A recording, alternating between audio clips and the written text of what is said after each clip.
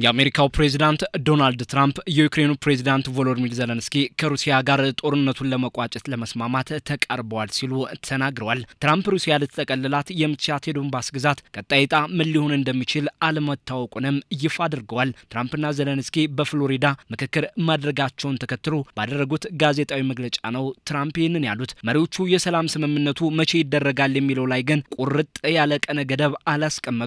ዘለንስኪ ለዩክሬን የደህንነት ዋስትና በመስጠቱ ጉዳይ ላይ ከስምምነት ላይ መድረሳቸውን ገልጸዋል። ትራምፕ በበኩላቸው የደህንነት ዋስትና በመስጠቱ ረገድ 95 በመቶ ከስምምነት ላይ መድረሳቸውን በመጠቆም ጥርጣሬያቸውንም አንጸባርቀዋል። አሜሪካ በምትደግፈው እቅዱ አውሮፓውያን ትልቁን ድርሻ እንደሚወስዱ ያላቸውንም ጥበቃ ገልጸዋል። ትራምፕ ሩሲያና ዩክሬን ለስምምነት ላይ መቃረባቸውን በገለጹበት በሀገራቱ መካከል ያለው የግዛት ውዝግብ እንደቀጠለ ነው። የዩክሬኑ ፕሬዝዳንት ዘለንስኪ በባለስልጣኖቻቸው አማካሪነት ባለ 20 ነጥብ የሰላም እቅድን ባሳለፍነው ሳምንት ይፋ ማድረጋቸው ሲታወቅ ይህ እቅድ የቀድሞውን የትራምፕ ባለ 28 ነጥብ የሰላም ረቂቅ እቅድ የከለሰ እንደሆነም ይታወሳል። ትራምፕም ሆኑ ዘለንስኪ በዚህኛው ውይይታቸው ለሰላም ስምምነቱ ያላቸውን አዎንታዊ ሀሳብ በገለጹበት የጋራ መግለጫቸው ትራምፕ አንድ ወይም ሁለት ጉዳዮች ገና መፈታት ይቀራቸዋል ሲሉ ትልቅ ለውጦች መገኘታቸውን ጠቁሟል። ፕሬዚዳንቱ ዩክሬን ግዛት መስጠት አለባት ማለታቸውና በሰላም ረቂቅ ሰነዳቸውም ላይ ማካተታቸው ከዩክሬንና ከአውሮፓውያን አጋሮቻቸው ተቃውሞ አስነስቶባቸው እንደነበር የሚታወስ ነው። ዘለንስኪ ለዩክሬን የደህንነት ዋስትና በሚሰጥበት አግባብ ላይ መምከራቸውንም አንስተዋል። ፕሬዚዳንቱ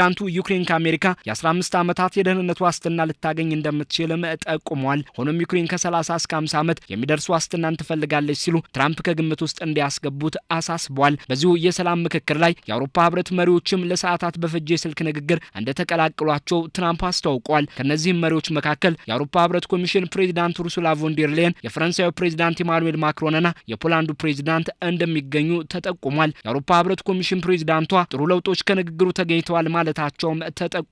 ውድመቱን ለማስቀረት አውሮፓ ከዋሽንግተንና ከኪቭ ጋር በጋራ ይሰራልም ብለዋል። የአውሮፓ ህብረት ለዩክሬን የ90 ቢሊዮን ፓውንድ ድጋፍ የማድረግ ስምምነትን በቅርቡ ማድረጉ ሲታወቅ ትራምፕና ዘለንስኪ በጋራ በሰጡት መግለጫም በቀጣይ የሰላም ንግግሮች አውሮፓ ትልቁን ድርሻ የሚይዝ እንደሚሆን አመላክተዋል። ትራምፕ አውሮፓ ትልቁን ድርሻ ይወስዳል ሲሉ 100% አውሮፓን እንደግፋለን ሲሉም አጽንኦት ሰጥተዋል። በዚህም ትራምፕ ከአውሮፓ መሪዎች ጋር በዩክሬን የሰላም እቅዳቸው የገቡበትን ውጥረት ለማርገብ ያላቸውን አዝማሚያ አንጸባርቀዋል። ፕሬዚዳንቱ ከዘለንስኪ ከመማከራቸው አስቀድሞ የስልክ ንግግርን ከሩሲያው ፕሬዚዳንት ቭላዲሚር ፑቲን ጋር ስለማድረጋቸውም ተመላክቷል። ይህው የመሪዎቹ ንግግር በክሬምሊን ተደራዳሪ ልዑኩ ክሪል ዲሚትሪቭ ጥሩና በጣም ውጤታማ ንግግር ተብሎ ተገልጿል። ትራምፕ ከፑቲን ጋር የዩክሬን የ20 ነጥብ የሰላም ረቂቅ ሰነድ ጉዳይ ላይም መምከራቸውን አስታውቋል። ትራምፕ ከዘለንስኪ ጋር በጋራ በሰጡት መግለጫም ፑቲን ሰላም ይሻሉ ሲሉ አወድሰዋቸዋል። የክሬምሊን ልዑኩ ዲሚትሪቭ የአሜሪካና ዩክሬንን ዲፕሎማሲያዊ ግንኙነት የሚፈሩ የዩክሬንን ጦርነት ማራዘም ይፈልጋሉ ብለዋል። በኤክስ ገጻቸው ላይ በጻፉት መልእክትም ጦርነት ወዳዶች የፑቲንና የትራምፕን የስልክ ንግግር ተከትሎ ተጨንቀዋል ነው ያሉት። የሩሲያ ባለስልጣናት አውሮፓውያን ዩክሬንን በጦርነቱ እንድትቀጥል እየገፋፉ ነው በሚል ሲተቹ እንደነበር ይታወቃል። ሩሲያ የእንግሊዙ ጠቅላይ ሚኒስትር ስታርመር መንግስት አንዱ ዩክሬንን በጦርነቱ እንድትገፋ ከሚገፋፉ መካከል አድርጋ ታየዋለች። የእንግሊዝ ለዩክሬን የጦር መሳሪያ ድጋፍ የማድረግ ቁርጠኝነትን የጦር መሳሪያ ምርቷን ለማጠናከርና ኢኮኖሚዋን ለማሳደግ ያለማ አድርጋ ትገልጸዋለች። ዘለንስኪ በበኩላቸው ከምክክሩ አስቀድሞ ከእንግሊዙ ጠቅላይ ሚኒስትር ኬር ስታርመር መነጋገራቸው ሲመላከት ስታርመርን ቀጣይነት ላለው ትብብራቸው ማመስገናቸውም ተጠቁሟል። የክሬምሊን ልዑኩ ዲሚትሪቭ በበኩላቸው የኬር ስታርመርን ምክር የሚከተሉ በራሳቸው ጉዳት ነው ሲሉ አስጠንቅቀዋል። አውሮፓውያን መሪዎች ዩክሬን ለሰላም ስትል የግዛት የመልቀቋን ሀሳብ ተቃውሞት እንደነበር ይታወሳል። ትራምፕም ሆኑ ዘለንስኪ በንግግር ሂደቱ ላይ ያላቸውን ብሩህ ተስፋ ቢገልጹም አሁንም የግዛት ጉዳይ በተለይም የዶንባስ ነገር ስምምነቱን ሊያጓትት የሚችል ነው። ሩሲያ 20 በመቶ የዩክሬን ግዛቶችን መያዟ ሲመላከት አብዛኛው ክፍሉን የያዘችውን የዶንባስ ግዛትን ዩክሬን ሙሉ ለሙሉ ለቃ እንድትወጣ ትፈልጋለች። ዩክሬን በበኩሏ ሩሲያ ካለችባቸው የጦር ግንባሮች ላይ እንድትቀር ፍላጎቷ ነው። የሩሲያው ፕሬዚዳንት ፑቲን በበኩላቸው ዩክሬን በፈቃዷ ከለቀቀች ጥሩ፣ ካልሆነ ግን በኃይል እናደርገዋለን ሲሉ መዛታቸው ይታወሳል። የምስራቅ ዩክሬን ግዛቶች ጉዳይ አሁንም የሰላም አማራጭን ሊያዘገየው ይችላል የሚል ስጋትን እየጋረጠ ሆኗል። ዘለንስኪ ከትራምፕ ለመምከር በሄዱበት የዶንባስ ግዛትን በተመለከተ ነጻ ኢኮኖሚ ዞን ሀሳብን ይዘው መቅረባቸውም ተመላክቷል።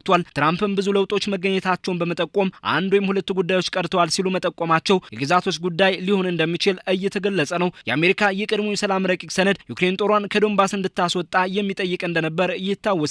ኪቭ በበኩሏ እነዚህ ግዛቶች ከወታደራዊ እንቅስቃሴ የጸዱ የኢኮኖሚ ዞኖች እንዲሆኑ ሀሳብ አቅርባለች። በዶኔስክም ቢሆን በተመሳሳይ ከወታደራዊ እንቅስቃሴ ነጻ የሆነ ዞን እንዲኖር ያላትን ፍላጎት አንጸባርቃለች።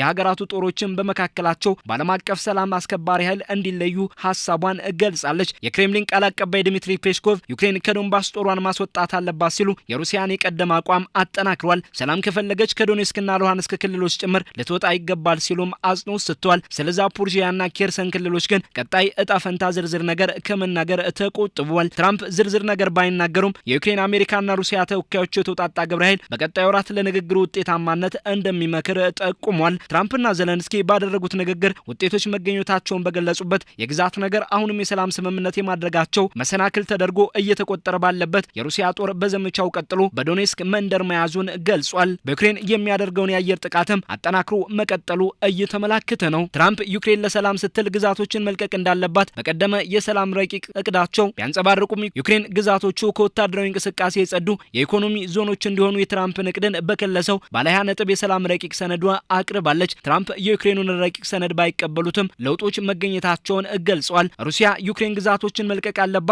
በሚለው አቋሟ መጽናቷን ጠቁማለች። የጦርነቱ የመቋጨት ነገርን ቀጣይ የሀገራቱ የምክክርና የአቋም ሁኔታዎች የሚወስኑት ይሆናል። ትራምፕም በዩክሬኑ ጦርነት መቋጫ ቀጣይ ምክክሮች ዙሪያ ሩሲያ ጦርነቱ እንዲቀጥል በመገፋፋት የምትከሳቸው አውሮፓውያኑ ትልቁን ድርሻ ይዛሉ ማለትን መርጠዋል።